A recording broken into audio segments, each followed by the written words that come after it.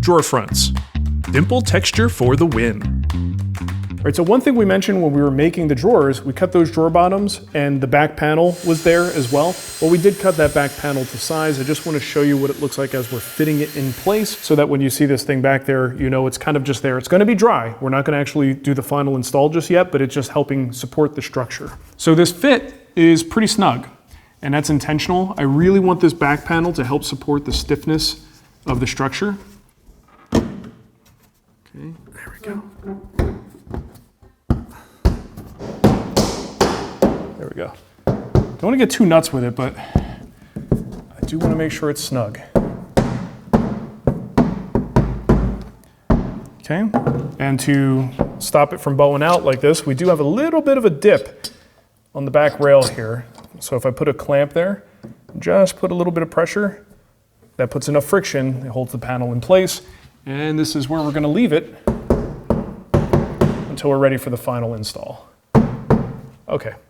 That is all. Right, so next up we're going to start working on our drawer fronts. Now this is another opportunity to have some artistic license and do whatever you want. You could do a very simple, single panel. You could do a little bit of a raised panel or a framing panel, or have some fun with it, and that's what I'm gonna do is experiment a little bit. I love to try to come up with cool ways to make functional pools and things that don't actually involve true metal hardware. And that's what we're gonna try to attempt here. And again, you don't have to copy what I do, you could do something totally different. But the process is going to start with two pieces.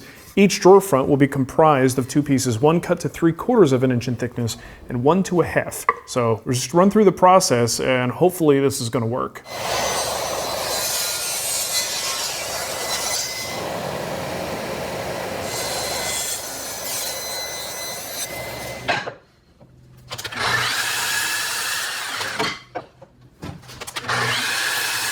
So the bottom portion of our drawers, this large piece here, is actually going to wind up getting a dimpled pattern to it. It's going to give it sort of a hammered texture look, which I think looks pretty cool. But we really don't want these drawers to stand out that much visually. The sliding doors are really the showpiece. That's where we want to draw the eye. But on second glance, when you look a little bit closer, that's when I want you to notice that this piece has a texture to it. So here's an example. And from far away, you may not even notice that there's something on there. But I have a bunch of little baby dimples, and maybe in this area where we tested a little bit of finish, you might be able to see it a little bit better. This kind of texturing is something that I've done a few different times on projects. One I can think of is the trestle table that I built. And I love it. I just think it's like a cool way to add some visual context to the surface, and this texture combined with the natural grain that's in the wood, this looks pretty cool. That's what we're gonna do with all these panels. We're gonna texture them all. The one thing we do have to be careful though, is this is gonna overlap our top piece, and I want that to be untouched material. So I'm just going to measure down about 3/8 of an inch and then tape that off so I know not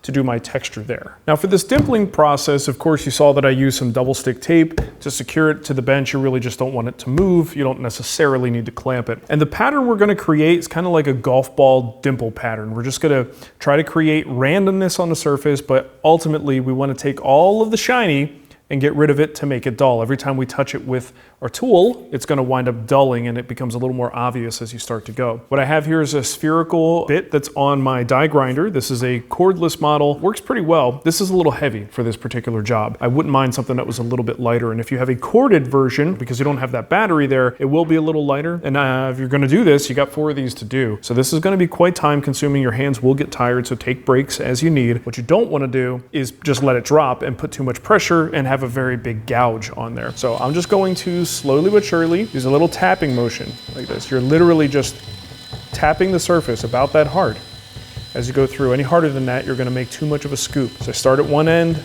and I just work my way around, kind of making a pattern. And then sometimes I'll come back the other way. And then when it's all said and done, you'll see it's a very modeled sort of, well, let's just say you can't see a pattern, right? There's no repeatability to it. It's all fairly randomized and somewhat consistent across the surface. Now here at the table saw, we're gonna take our top pieces, which are gonna overlap the bottom pieces that we just cut our pattern into. And that's why we have this blue tape here and that little ledge, because that's where the rabbet is gonna connect. So of course we don't want that to connect to the dimpled material. We just want good glue contact there. So what we're gonna try to do is set this dado stack to give us the perfect size rabbet that allows us to have a flush fit. Where's my test piece? Right here. So what I'm trying to do is when that rabbet is created, I want this piece to sit in, and I wanna make sure we're nice and flush at the back, right? And once you have that, then you can actually cut your main workpieces.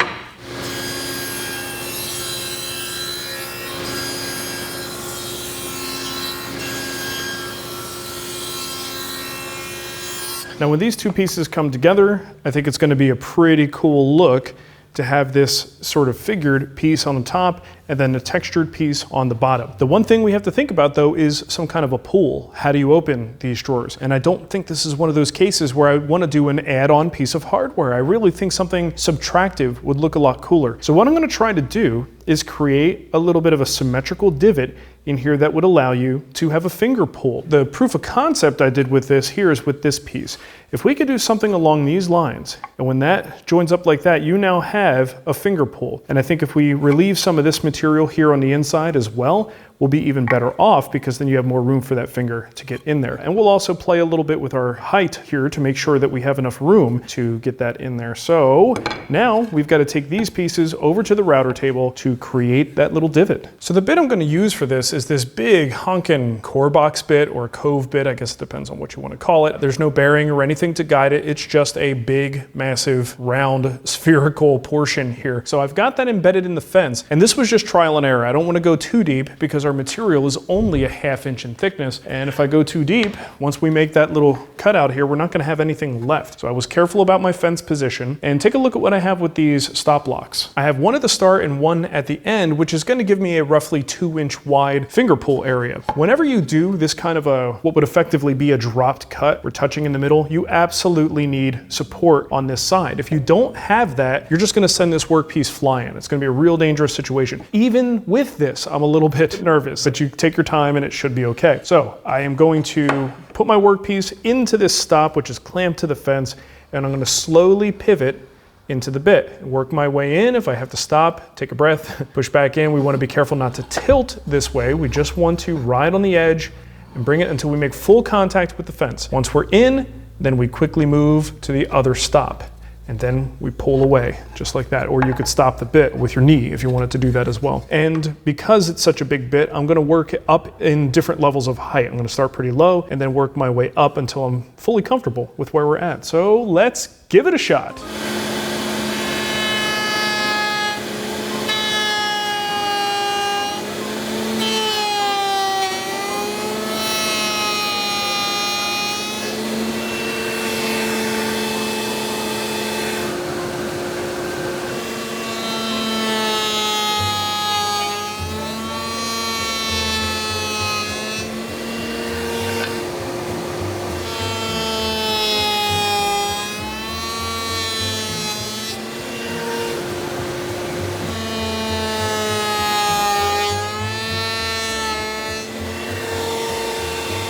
Well, pardon the interruption, but if you're a fan of woodworking and British accents, you're gonna love this guild course. Hi, my name is Philip Morley and I'm a furniture maker in Wimberley, Texas. In this class, we're going to be building this record console. We're going to take a deep dive about lumber core. You're going to be creating your very own lumber core for all the panel work. With that, you'll be learning how to do chops on veneer. So we're going to be doing the timbre, which is a really fun little detail to learn how to do. One of the other things that we're going to be doing is making some pulls out of some brass and using some brass ager to get this really nice patina on these pulls. We're going to be talking about how you can make your own unique edge profiles. By combining different router bits, you can come up with something very unique yourself. Some of the things we'll be doing too is dowel construction with this piece. And for the base, we'll be doing some loose mortise and tenon joinery and this little mitered housed joint head. That's a nice little detail. So there's a lot packed into this project, more than enough to challenge everyone that takes this class, no matter what your skill level is. So be sure to check it out at thewoodwhispererguild.com. Now this course is currently on pre-order, which means it is discounted, and the price goes up on February 9th. So don't delay if you're interested. Head over to thewoodwhispererguild.com and get your pre-order in. Okay, so we got some cleanup to do here. Obviously we get a little bit of burning, especially on the leading edge. Good tool for that is something like our mouse card scraper. You can get these in the Wood Whisperer store, but this front edge here with that nice tight radius or any gooseneck scraper is probably gonna be good for this. So you just get that into this material here and take your time. And you might be tempted to just get in there with sanding, and that could be an exercise in frustration. You see all this chocolatey brown stuff? that's all coming off with the scrapes, and it would take a lot longer to get through that with sandpaper. So if you can, use a scraper.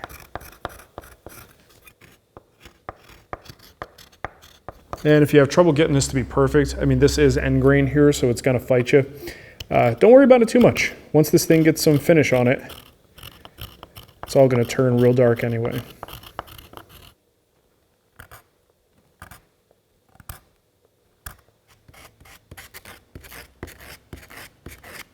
All right, so the next thing I need to do is add a little bit of a relief on the rabbited piece. So when these two pieces come together, that works, but ideally I want to have a little bit more room for a finger to get in there. So the easiest way to do that is to create a relief over here. So I'm using the same setup, same bit, same stop blocks, but I've pushed the stop blocks out by about 1/4 inch, and I've messed with the fence setting. What did I end up doing? I don't know whether I put the fence forward or back. It's hard for me to relay all of this because I am truly just kind of freestyling this as I go. And I would highly recommend you do the same. Get some scrap pieces, carry them through the process, and then experiment with the positions of your bit and the fence to get what you're after. But I'm going to run it down like this so that just kind of the front edge of this bit right here is going to start to peel off a little bit of material, and we're going to try to aim for that same centered 2-inch span if we can.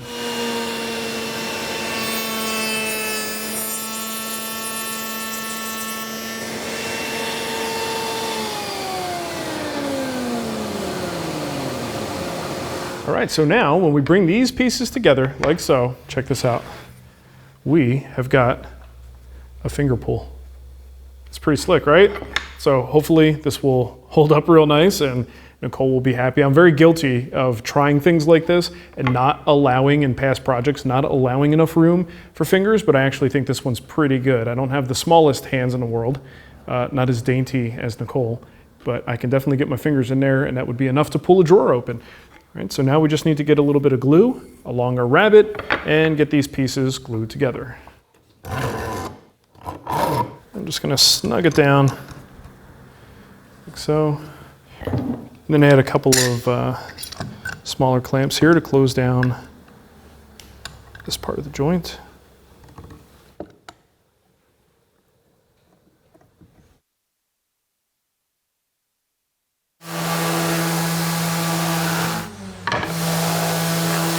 Okay, so the drawer fronts are pretty much done, but we do need to size them. There are 2 dimensions, of course, side to side.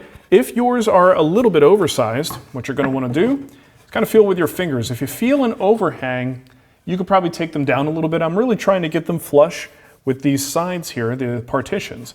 All right, so that's the first thing we're going to do is head to the miter saw and just make a little cleanup cut.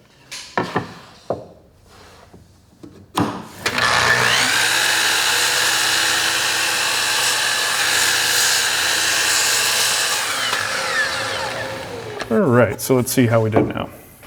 Oh yeah, that's pretty good. Now vertically, we have to have a certain amount of spacing here. You want at least a nice even 1/16 of an inch gap between your drawers. You can go a little bit bigger if you want some wiggle room, especially as things settle on this. You might want a little bit bigger of a gap, but I like to shoot for a 1/16 and I could always change it if I need to. I can increase it. So the way we're gonna do this is to have physical spacers in the way. I don't wanna guess, I don't wanna just kind of look and say that looks about right. I'm actually going to use playing cards. Now you can cut wood strips if you have them. It's not that easy to just get 1/16 of an inch thick strips. They're so thin, even with the drum sander, that can be a little bit tricky. But if you stack up playing cards, you can get your gaps as big as you want and have them nice and consistent. So I found to get a little bit over a 1/16 of an inch, I've got these Ghostbusters playing cards specifically, and 6 of them get me where I need to be. So here's how we're gonna look at the spacing. We're gonna start by putting a little stack here and a little stack here, and then we could put our first drawer.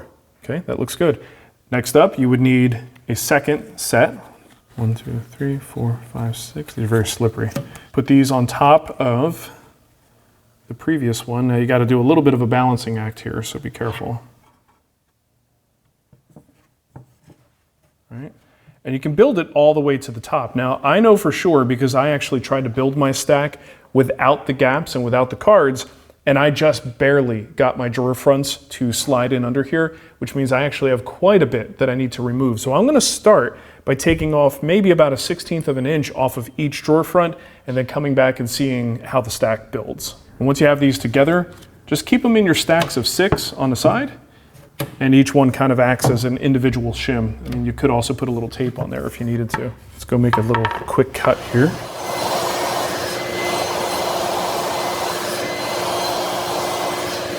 All right, let's build up our stack and see how we did. Now, if you have a friend to help you, you could have them kind of hold the drawers in position. If you're working alone, a little bit of tape to the rescue. You could just kind of tape the front, wrap it around, and that's gonna allow you to safely build up your stack. Because having these fall to the ground right now would be really disappointing.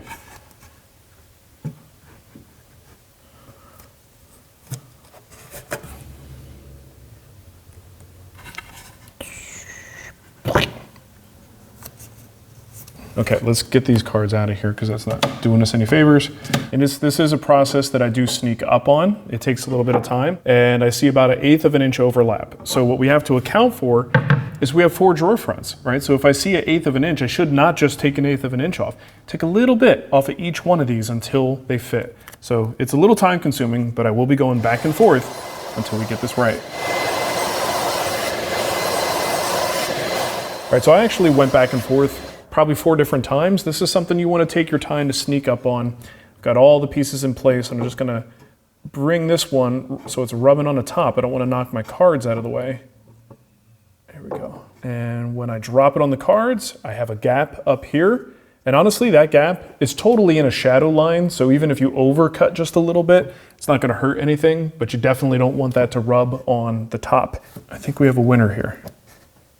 That's looking pretty good. So for attaching the drawer fronts, you've got some options. And you have to think in terms of long-term durability. If there's changes that need to be made, maybe you get sick of the way they look and you want to swap them out, you might not want to glue them. You may just want to attach with some screws from the inside. But with screws, you have to be careful. This portion of our drawer front is only a 1/2 inch thick. This is only a 1/2 inch thick, so you better be real careful about the length of that screw so that it doesn't poke through. I'm pretty confident that we're gonna just be happy with the way things are. I'm gonna leave well enough alone. If there's any adjustments that need to be made, these slides have lots of adjustments that we can kind of pivot things around and move them as needed. So I'm not too worried about it. I'm gonna use glue. And there's gonna be a very specific strategy for doing this. We're gonna start with the bottom and work our way up. So we're gonna take the top 3 drawer boxes out.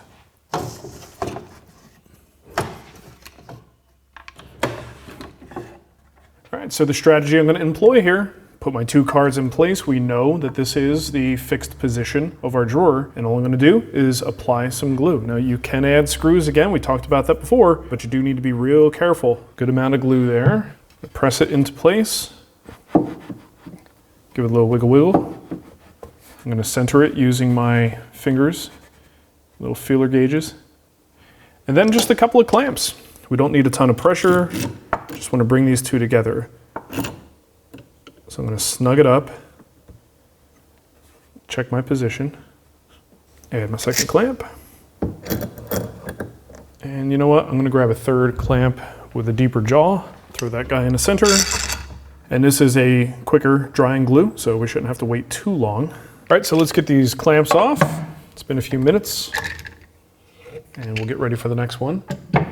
Now I'm going to keep these cards in place here because there is a little bit of movement that can happen with the slides. I just want gravity to do its thing. So I'm going to keep these in place just in case a little bit of pressure comes down. It's going to help us build our stack more accurately. Put the next drawer in place. I'm going to double check my count. Okay. Bring the second one in like so. Cool. All right, same thing. Apply some glue.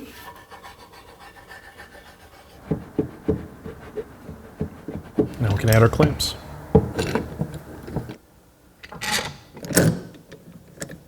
Okay, now we wait, let that dry.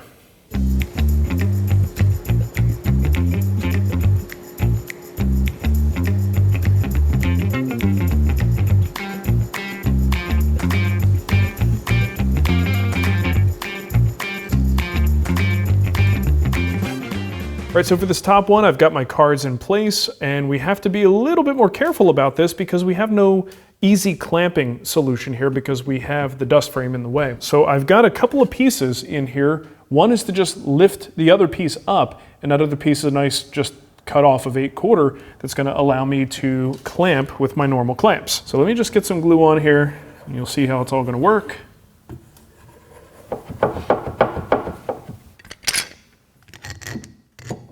You see why this wouldn't work if we tried to get our clamp head in here. We wouldn't have anything to clamp onto because we're hitting the frame piece here. So that's the only reason we're doing this. Okie doke. All right, so I've got all the cards removed. Our spacing is retained and all of the drawers should work pretty flawlessly now.